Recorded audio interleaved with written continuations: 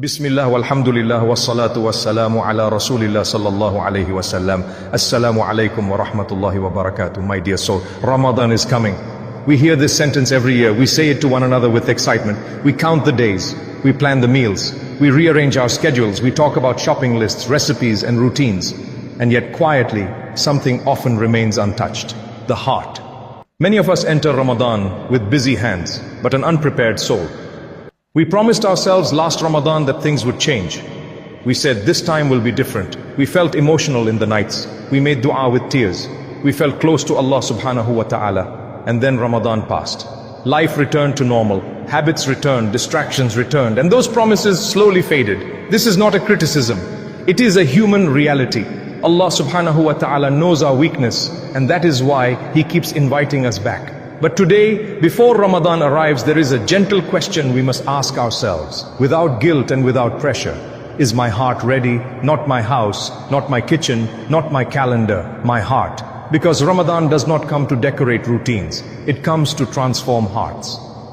And Islam teaches us something very important here.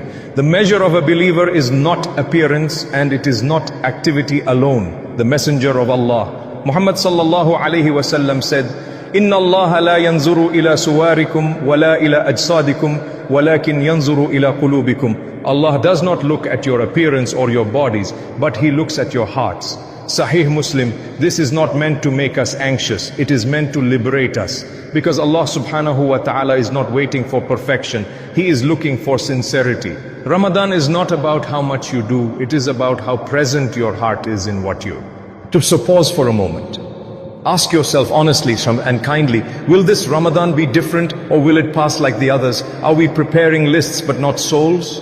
Are we planning meals but neglecting meanings? Are we counting days but forgetting purpose? This reflection is not meant to discourage you. It is meant to wake you up gently, before Ramadan wakes you up suddenly.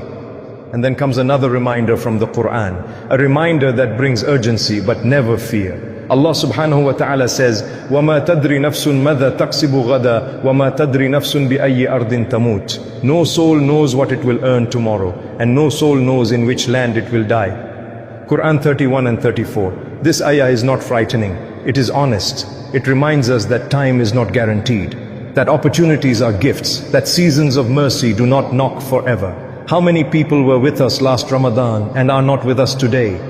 How many hearts plan to change but never reach the next chance? This is why preparing before Ramadan matters. Because Ramadan does not create sincerity, it reveals it.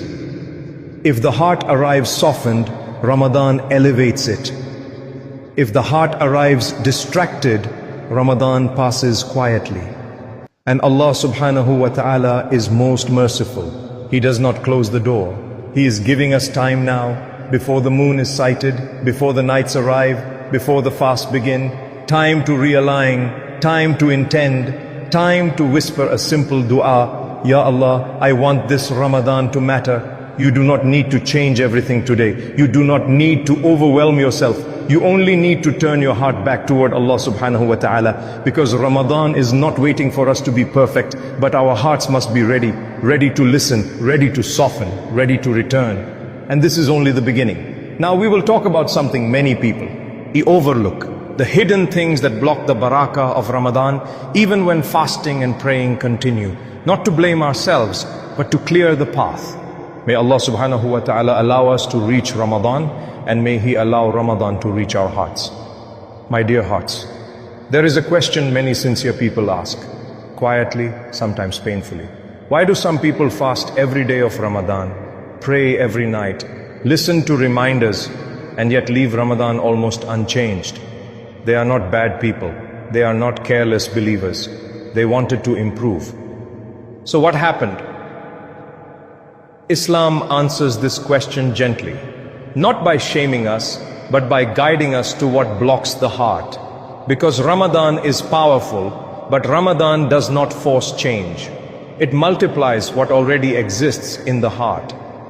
And sometimes certain obstacles stand quietly in the way. The first of these is something we often underestimate: lingering sins.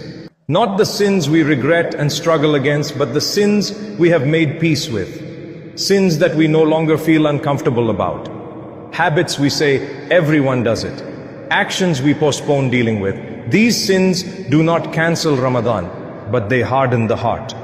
Allah subhanahu wa ta'ala describes this with great clarity. كَلَّا بَلْ رَنَ عَلَى قُلُوبِهِمْ مَا كَانُوا يَكْسِبُونَ. No, rather a covering has come over their hearts because of what they used to earn.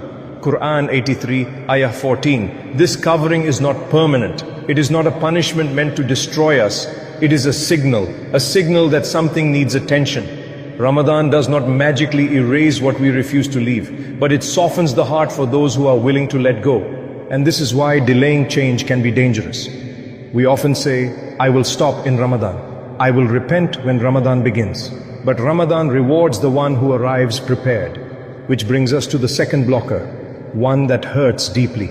Broken relationships and grudges. Hearts can be fasting while holding resentment. Tongues can recite Qur'an while the chest carries bitterness. And this blocks mercy more than we realize. The Messenger of Allah Muhammad sallallahu alayhi wasallam said, تُعْرَضُ الْأَعْمَالُ فِي كُلِّ إِثْنَيْنِ وَخَمِسٍ فَيَغْفِرُ اللَّهُ لِكُلِّ عَبْدٍ لَا يُشْرِكُ بِاللَّهِ شَيْئًا إِلَّا رَجُلًا كَانَتْ بَيْنَهُ وَبَيْنَ آخِهِ شَحْنًا. Deeds are presented every Monday and Thursday. And Allah forgives everyone who does not associate anything with Him except the one who has hatred between him and his brother. Sahih Muslim, notice the mercy here. Allah subhanahu wa ta'ala is ready to forgive. Forgiveness is open, but grudges delay it. This does not mean you must allow harm. It does not mean you excuse injustice. It means you release the poison from your own heart. Forgiveness is not for them, it is for you. Because a heart carrying resentment cannot fully carry the light of Ramadan. Then there is a third obstacle, very subtle yet very common, delaying tawbah. We think tawbah needs the right time, a special moment, a perfect state.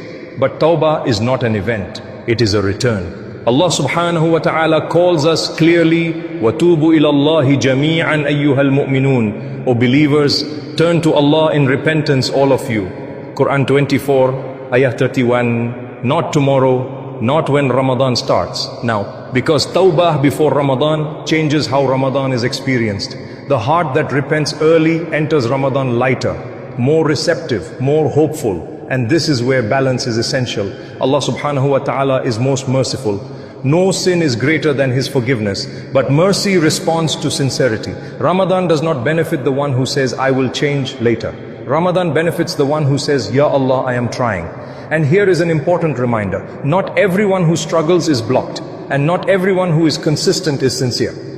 This is why we do not compare ourselves to others. We look inward. Because Ramadan multiplies what already exists. If sincerity exists, it multiplies sincerity. If heedlessness exists, it multiplies distraction. This is not meant to scare us. It is meant to empower us. Because every blocker we mentioned is within our ability to address. One sin to leave, one person to forgive, one sincere tawbah to make. Small steps open big doors. And this leads us to the most hopeful question of all. If these things block the barakah of Ramadan, then what opens the door fully? What prepares the heart gently, without pressure and without overwhelm? In the next part, we will speak about how to prepare for a life-changing Ramadan. Not with long lists, not with unrealistic goals, but with small, consistent steps that Allah subhanahu wa ta'ala loves. Because when the heart is ready, Ramadan does not pass by. It stays with you long after it ends. And that is the gift we all hope for. My dear soul, after reflection comes hope. Not heavy hope, not unrealistic hope, but gentle, actionable hope. Because Islam never overwhelms the believer. Islam empowers the believer. And this is where many people misunderstand preparation. They think preparing for Ramadan means doing everything at once, fixing every flaw, changing every habit, becoming someone completely new overnight. And when that feels impossible, they do nothing. But Allah subhanahu wa ta'ala does not ask for overload. He asks for consistency. The Messenger of Allah, Muhammad sallallahu alayhi wasallam, taught us a principle that removes pressure from the soul. Ahabbul a'mali ila Allahi adwamuha wa in qalla. The most beloved deeds to Allah are those that are consistent, even if small. Sahih al-Bukhari, Sahih Muslim, this hadith is a mercy. It tells you that Allah subhanahu wa ta'ala is not looking for exhaustion. He is looking for continuity. So instead of asking, how much can I do this Ramadan? Ask a gentler question. what can I sustain? This is how life-changing Ramadans are built, not with dramatic beginnings but with steady steps. Start small, fix one prayer, not all 5 at once if that feels overwhelming. Choose one prayer you struggle with the most and protect it, because one guarded prayer often pulls the others along. Then open the Qur'an, even briefly, 1 page a day, not chapters, not hours. 1 page read with presence is more powerful than many pages read without attention. Let the Qur'an hear your voice before Ramadan arrives. Then choose one sin to leave, not everything at once, just one.